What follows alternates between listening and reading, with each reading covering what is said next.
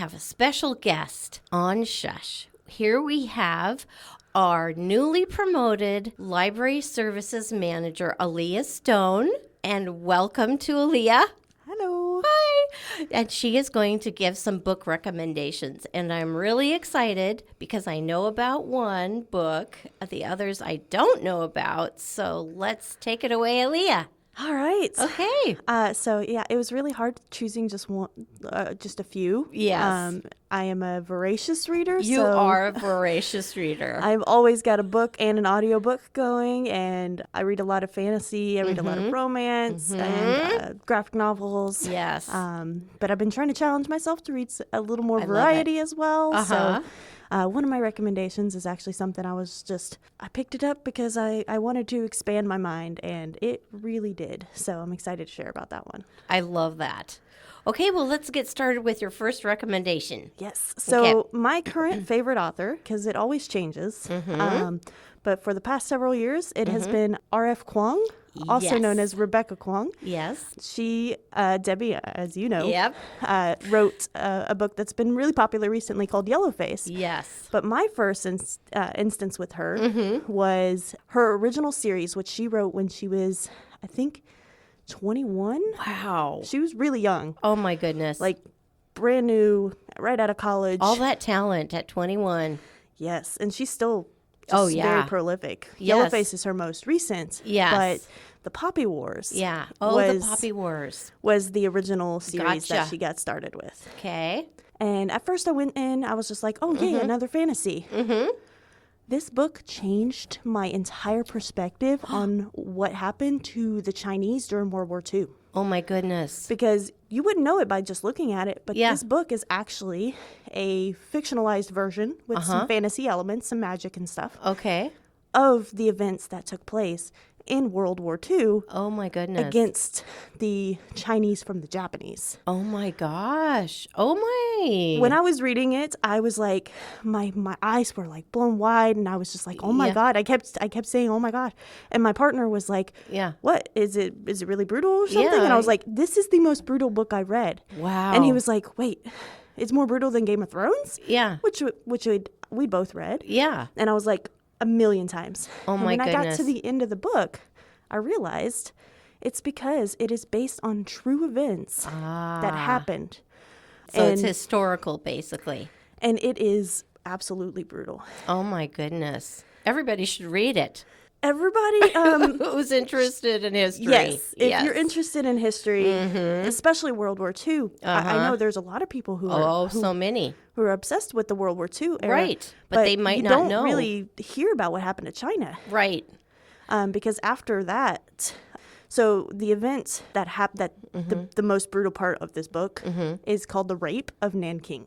Oh, my gosh. Yeah, so this part of history was just absolutely horrific. That was the capital of China. Nanking was the capital of China, and it got wiped away during this event. And this book gets into the perspective of the people who went through it, and the army coming in to try to, fix their capital. Oh, my gosh. It's just an amazing book. But I have to read this book. It is so good. Yeah. But it also talks not just about like what happened in World War II, but the after effects. So as we know China today, it's a very communist country. It wasn't always the way it is. Interesting. And so this shows the beginning. The main character is very morally gray. Yeah. And it's a gender bent version of Mao Zedong. Ah, oh my goodness. So you get to see her in this book, the main character, transform into a kind of brutalistic person who's just doing and honestly, the whole time you're so conflicted because you're like, I don't agree with what you're doing, but at the same time, I totally understand it because you get to see just the things that brought her to that point. And it's when you realize that it's a version of Mao Zedong, the reason why China became the way it is currently, it is absolutely just mind-blowing. Oh, that is mind-blowing. And with her writing, oh, she is such a good writer. She is. Our city book club just finished Yellowface recently, and the discussions we had at our meeting were just fantastic. Mm-hmm. Yeah, she's an incredible writer. She is, and I kind of hear shades of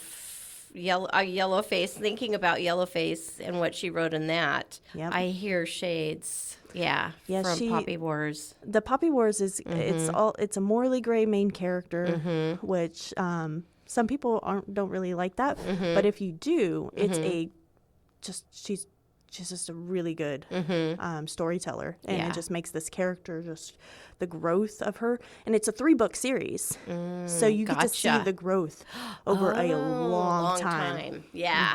Oh my goodness. So yeah, the Poppy Wars. Poppy Wars. Absolutely essential. Okay. Book. Anytime I'm asked to recommend something, I immediately am like, please let me give you this. Yeah. But she also has another book called Babel. I want to hear about Babel. Or Babel, depending on. Yeah. I've heard both. There's like Babel or Babel. One of them is an English like pronunciation. So if you actually listen to the audiobook, it'll be pronounced with the English pronunciation, whereas most Americans are probably going to pronounce it Babel. Yeah. I believe. Yeah. So this one is all about colonialism, and she had, I follow her on Instagram, and she had a book stack like 2 feet tall of the research that went into Babel. Oh, I love research. She is an academic. Yeah. Totally. And Babel is, it's its home. It's like a solid 3 inches. Yes. It's a massive book. And it is just this journey of Robin and his growth. And I don't want to spoil anything, but it's okay. Just it's a slow journey through a single book, and it deals with so many big themes of like racism, colonialism, and different things like that. And language, isn't that? Language and translation. Yes. And the theft that occurs with that. Because part of translation is changing. Right. And taking parts of those other languages. So it dives into the different intricacies of that, and it's a wonderful story to just dive into. It's got fantasy elements. In this world, it's pretty much our world. It's just a different version. So it takes place in the 1800s in England primarily, and the magic is they're able to use these silver bars, and on one side of the bar they will write one version of a word, and then the other side they write a translation. Oh my gosh. But translations always change a little bit. Of course. That's the danger. The magic. The magic. The magic that pops up is in what's different about the word between the 2 languages. And that's fascinating. It is. Languages by itself is fascinating to me. I love learning about language. So I'm very excited for her next book. Yes. Calabasas. Okay. Which will be coming out in 2025. Oh my goodness. And it will be a deep dive into academia through the lens of Dante's Inferno, the 9 circles of hell. I have thought about this since you told me about this one. I can't stop thinking about what this is going to be like. It's going to be a journey. I bet everybody that loves her writing is so excited. Yes. Yeah.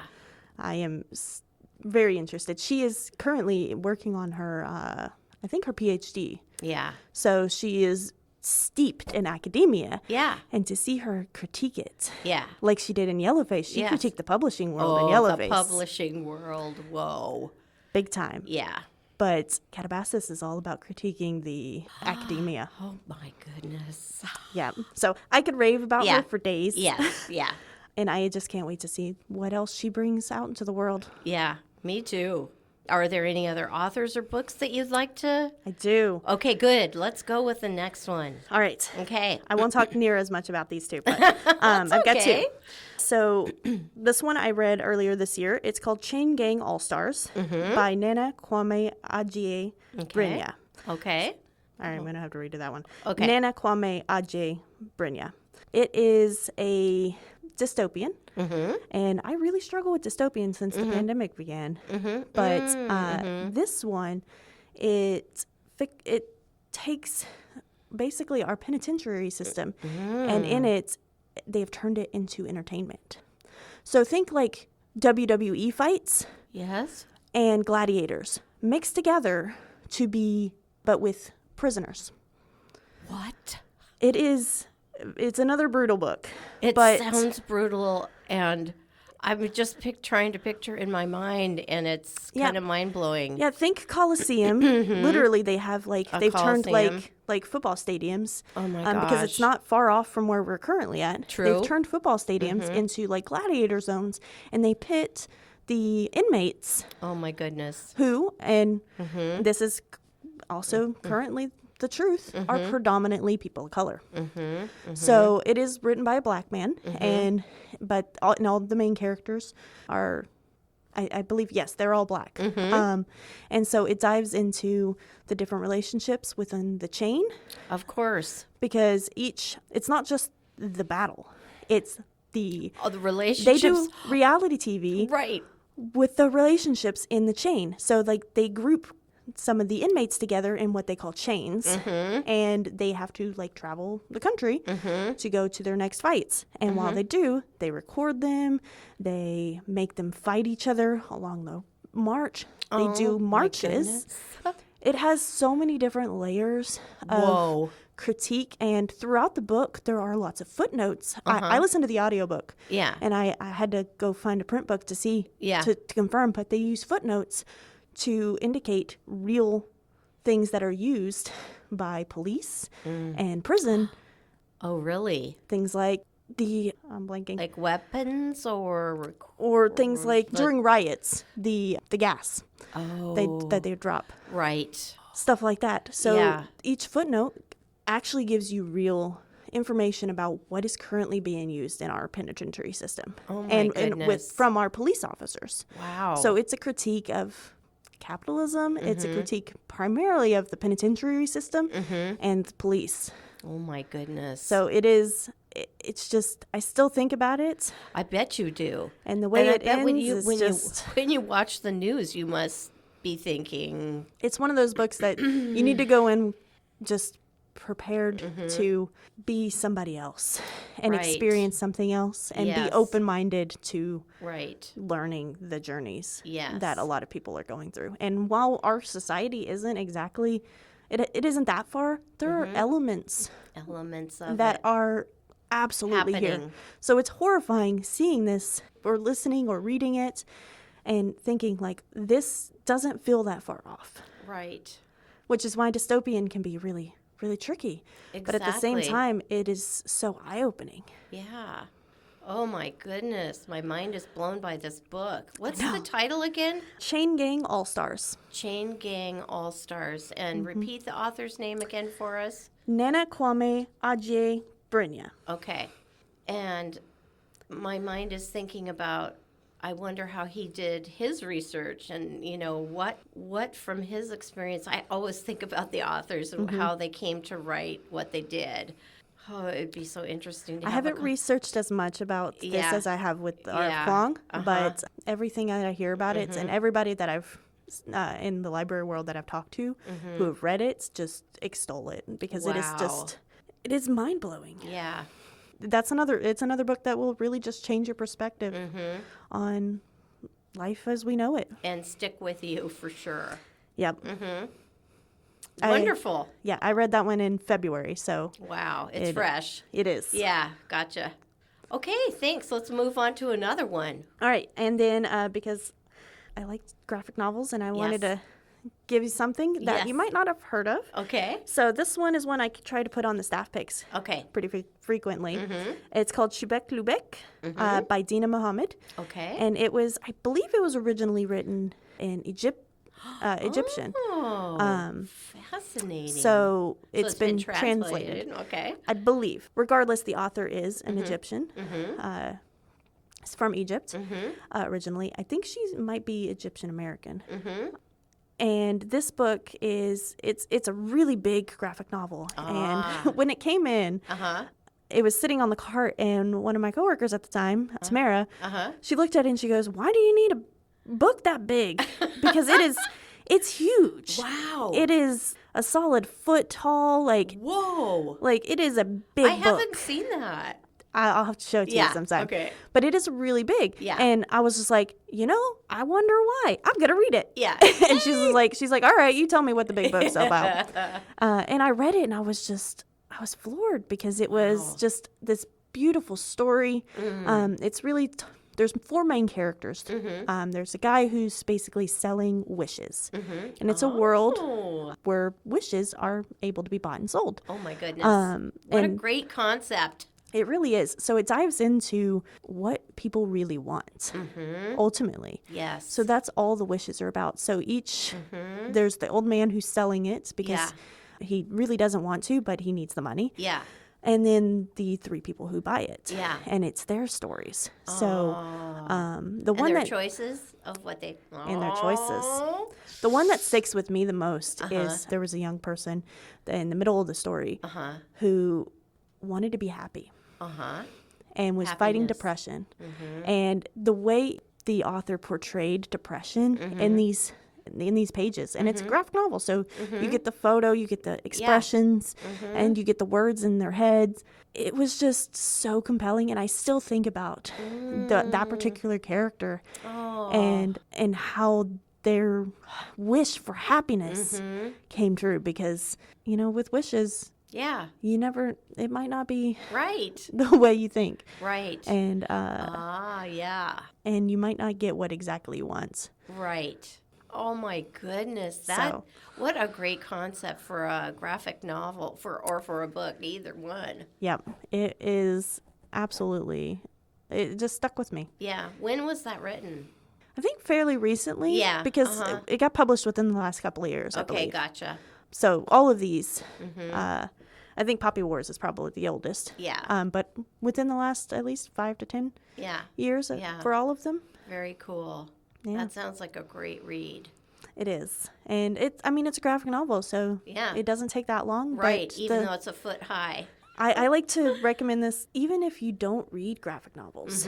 If the story sounds like something you're interested in, I recommend it, because graphic novels, it might take you a little getting used to. Yeah. But they're just an amazing world of exploring new ways of fiction. I am so drawn to the artwork of graphic novels. That's always been the draw for me. But now that I'm hearing about wishes and that concept of being able to have a wish granted, it's great. It is well worth it. Okay, that's a great one too. Yeah, I tried to find the things that I still think about. Yeah, that really stick with you. And these definitely stick with you. Do you feel like somehow you're changed every time you read something so powerful, like any of these books? Do you feel like you're changed? These, absolutely. Yes. It's so good. My outlook on so many things have changed because of these specific books. It's learning. And I specifically tried to pick books from perspectives that were very much different from mine. From yours. So you can see from a different viewpoint. Absolutely. Oh my gosh. So that's what I endeavored to do. And if you want a quick romance, just because I've got one in the pocket. Okay. The title is so fun. All right. The Time I Got Drunk and Saved a Demon. The Time I Got Drunk and Saved a Demon. Okay. Who's the author? Oh, that's okay. I do not remember. We can look it up. Come to the desk and we'll look up the author for you. Yeah. Absolutely. But that one is a romance fantasy, high energy, just really fun. Oh. But everybody also classifies it as cozy, which is cozy? Cozy fantasies. With the title like that, you would never expect it to be a cozy. Wouldn't. But the covers. Yeah. The covers I got to see the cover for sure. They're great. Yeah. Okay. Wonderful. Awesome. Aleya, thank you so much for all these amazing recommendations and your descriptions. And I'm sure people are going to want to come to the library and check these out with us. So we for sure have all of these because I've checked them all out. Right. Perfect. Just come to any desk or put them on request online, whichever way you like to do that, and we'll hook you up with these great books. Absolutely. Okay. Well, thank you so much. Of course. Have a great day. You too. Okay, bye.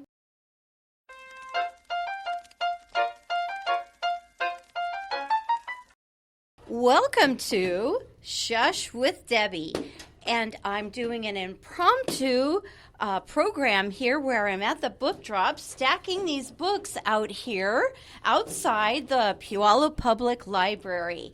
And we just thought it would be kind of fun to do an impromptu podcast of doing some of the library work that you don't usually hear about.